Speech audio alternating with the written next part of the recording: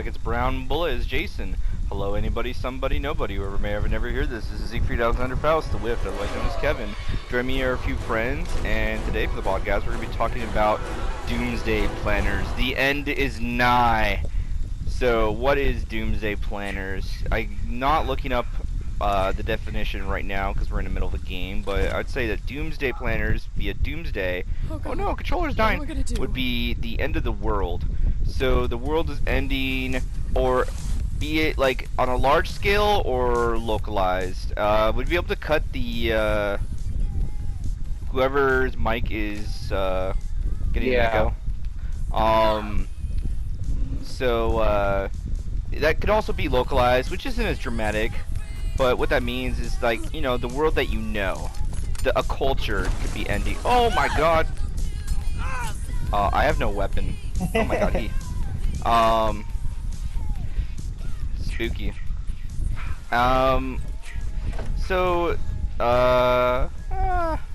Scared. Some people, I mean, the world obviously hasn't ended unless we're all, you know, in a simulation and etc. But let's just assume that's not the case and all that jank. There's a lot of conspiracies, or maybe, you know, people treating other people like they're crazy, but ideas that the world is going to end, yet it hasn't. So people try to protect themselves, their family, what have you, by, you know, setting up some kind of defenses or shelter, or just, you know, building reserves of materials. Some of this can actually, well, let me take a step back. People can be treated like they're crazy for doing this. And, you know, to be fair, a large portion of them do give off, I'd say, a crazy vibe, if there is such a thing that's tangible. I think it's not crazy to say that people give off that kind of vibe. Oh my god, can you not? And, bad Jason.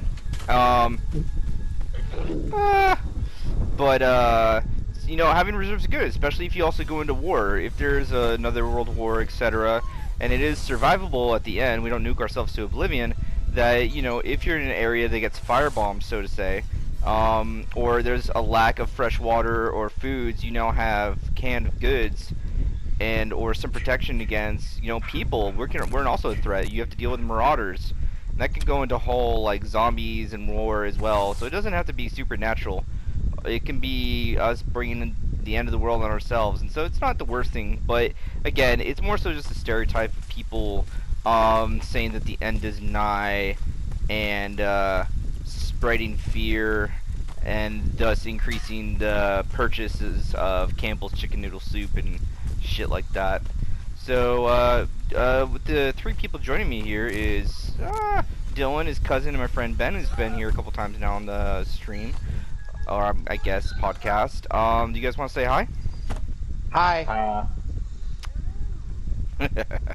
So, do you guys have any thoughts on Doomsday people in general? Not stories. We'll get into that in a bit, but just general thoughts on, like, you know, is it crazy, etc. Oh my god, I'm dead.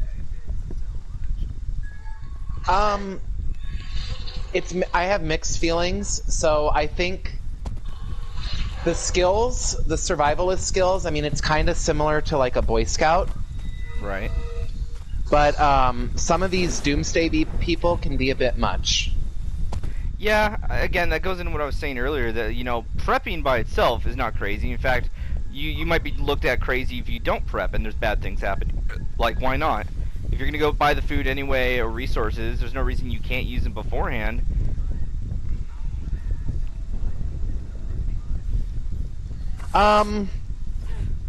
Like gallons of rice and shit. I'd say Gallons of rice. Not even that. I'm talking about people who think that the world we're gonna have like a zombie apocalypse and we're gonna be we all need to go into like Alaska and be this. Oh, there's my Chipotle. We need to go to yeah. Or that we all need to like live on this like survivalist compound and not enjoy our lives. Yeah, so what I get from that is a couple things. One, if they tried, you know, this could be branched down to anything. If you try to impose your thoughts on everyone else on Doomsday, but, you know, going over to a religious side of it, if you say, like, you know, if you don't worship my deity, you're gonna burn forever. And if you actually cares about someone, why wouldn't you fanatically try to convert them so you can save their eternal soul? And you know, at the end, you know, if that's fucking true in the afterlife and all that jank, well, it's like, you know, you can say whatever you want now, but they ended up being right. And so, Doomsday Talkers, you know, at the end, if they win the tragic lottery of being correct and they actually survive, well then, you know, they were right for what it's worth. And so you could see it as them actually trying to save people. What could be bad then is that they're pushing harder for the future than people want to live in the present, and pushing people away possibly with the fanaticism of their actions. And a person can be quiet. They don't have to be screaming, shouting, etc. It's just that they don't connect with anyone. They lose their connections. They burn their bridges because they don't maintain it. Just like relationships, you need to maintain it. Doesn't mean you need to do great things, but at least talk to people and, you know, go out and be similar to people in a certain respect, and that's how cliques are formed. In regards to like buying excess materials, again, I don't think there's an issue with that. What an issue could be is this Jason's doing really good. Okay, no worries. There was a gun on my corpse as well, but you guys need to get out quick if you can. The Polo Robusto is almost AFK. Well, he's being chased now. He's gonna possibly die. Even if you buy all those resources, tons of rice and water, as long as you use it, if you can get, just like regular shopping, if you get a bunch of, you know, fresh produce, because of this whole COVID scare, there's like a photo of some woman buying like 29 gallons of milk or some shit. But, you know, if she can actually use it, then, you know, cool. But otherwise, if she's not going to be able to use it, it's just going to go to waste and deny other people resources. And even if we have an excess of water, etc., where it's not denying people the resources for accessibility, the person is still wasting their own money. And so I'd say as long as you're able to actually use up all your resources, you don't waste your money in planning, it could be a cool little project. And, you know, part of me, like, I'm pro purge. I think we have too many people on the planet. I love the hippie phrase, Mother Gaia, you know, Mother Earth, Gaia, and all that shit, that, like, we've hurt the Earth so much. We are the king of the beasts, but at the same time, like, you know, there's the joke that we could easily nuke ourselves into oblivion at any point. It's a joke, but it's also, you know, a real possibility, and that should not be. Oh, you can get out. Oh wait, or do you need gas? Is the boat ready, or do you need gas? I think he needs gas. Oh fuck. Well, I'm gonna loop him around the big building as much as I can. Yeah. Check out the minimap if there's any gas. So let's see. Strengths, weaknesses, and stories. So again, strengths would be, you could, even without Doomsday, you can use it as a fort for kids. I think kids would fucking love it. Or it's just a man cave, or you can just play, people would just go there with other adult friends and just play cards, and, you know, it's just a little place to stay away from people and hang out with buddies, or even relax. You can go camping in your own backyard underground shelter. So there's a lot of boons for that. It's also like a panic room. If the purge ever does happen, there you go, etc. Which again sounds stupid, but again, just like a doomsday sayer, if they're right, they're right. So, you know, it's better to have it, not need it, than need it and not have it. As long as you don't get to the point where you're squandering resources and time and relationships to I accidentally suicided. That may never happen. Nice. And then weaknesses would be, yeah, if you do prioritize, you know, this shelter or doomsday, spreading, like, you know, fear or whatever, over just, like, I don't know, fucking going to eat a wonderful sandwich, jerking it, watching the sunrise, you know, living fucking life, going skydiving, anything and everything besides preparing for something. Because then what? Then you just, sit in your shelter and do nothing? Like, you could go crazy. Or, like, maybe you're not able to access the world afterwards. The next, like, 5,000 years you can't go outside. Guess what? You're fucked anyway. Exactly. So, that's another thing that people can view it as, is that... Yes, you are. Is that preparing could be also nihilistically meaningless, and a nihilist would say, because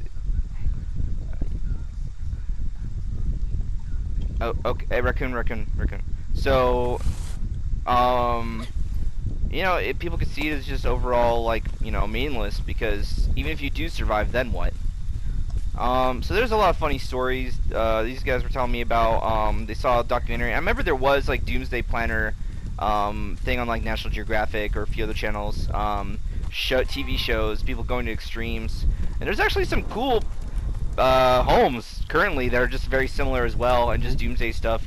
But some people saying, like, they built a moat that was only like 1 foot or less, like, apart from land, and so it's like you just step over it or something. Like, it's not even a moat. Like, or like, I'm planning for the doomsday. I got myself, you know, a gun with 5 bullets and a can of soup. Or like a person literally just abandons all, like, what was it? The Campbell religious ascension, where oh god, where the Christianity, what is it, at the end of the world everyone who's faithful rises up, what's that called? The Rapture. The Rapture, yeah. So the Rapture was, it's coming, and so there was a couple people, one guy notably, who's literally sold all of his land and everything. A couple people did, but one guy mostly sold everything he owned and etc. And then gave all the money away and whatnot, because, you know, he wasn't gonna need it where he was going. And guess what? Spoiler: Rapture didn't happen. Or we're already in hell. Shocking twist. And you know, he's like, well, fuck. And then he got all mad at this religious radio host. He's like, you told me the end of the world was coming. I have nothing now. And the guy's like, no comment. And so people take advantage of others on the whole doomsday thing, and it's unfortunate. I guess my advice would be, plan for it if you want, if you can. If you have a big yard, you have excess money, you want a side project. It can also up real estate value. It's funny because, again, it's a shelter, and if you build a big one, a cartoony-ish big one, it could actually be a community, you know, shelter for, you know, your local town, depending on how big it is. I think it'd be cool to live in an underground missile silo. Right. I mean, hell, there's a whole town underground in Australia. They got a straight up whole town underground. There's a couple mansions in the world that are all underground, including like 1 or 2 apartment complexes I remember seeing that are all underground.